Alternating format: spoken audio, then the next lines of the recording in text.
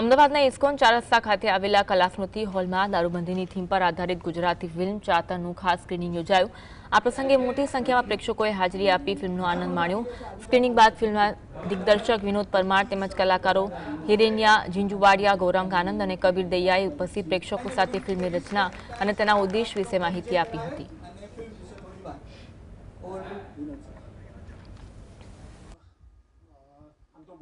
ચાતર અમારી ફિલ્મનું નામ છે। ચાતર શબ્દનો અર્થ જ એ થાય છે કે માણસ જે પોતાનો ચીલો જાતે ચાતરે, a person who carves his own path. એના ઉપર આખી આ સ્ટોરી અમે લખી છે, અમે એમાં એક્ટિંગ કરી છે, અમે બધા આખી બાળકો દ્વારા અભિનેતા ફિલ્મ છે। એક બહુ સારો મેસેજ આપે છે સોસાયટીને, જે સોસાયટીને જરૂર પણ છે। એક બહુ સારો મેસેજ આપતી અમારી આ નાનકડી ફિલ્મ ચાતર છે, જે થોડાક જ સમયમાં થિયેટરોમાં આવશે। આજે 30 ઓગસ્ટ 2025ના રોજ આ ફિલ્મ કલાસ્મૃતિ દ્વારા GSTV ગ્રાઉન્ડ ઉપર સ્ક્રીનિંગ થવામાં આવી હતી। તો ચોક્કસથી તમે આ ફિલ્મ તમારા નજીકના થિયેટર સિનેમામાં જોવા જજો।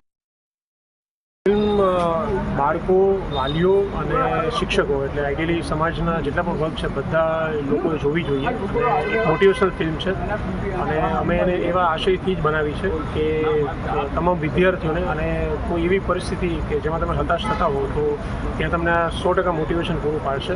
તો તમામ લોકોએ આ ફિલ્મ જોવી જોઈએ। ખરેખર મને ખૂબ જ સરસ લાગે। એમાં જે ગામનું જે વાતાવરણ છે એમાં દરેકે રીતે જે સ્ત્રીઓ ઉપર બહુ ભાર આવે છે, પુરુષો દારૂ પી અને રખડ્યા કરે છે, એ જે બતાવ્યું છે એના માટે થઈને જે આ ફિલ્મ છે એ ખૂબ જ સરસ છે અને સમજવા લાયક છે।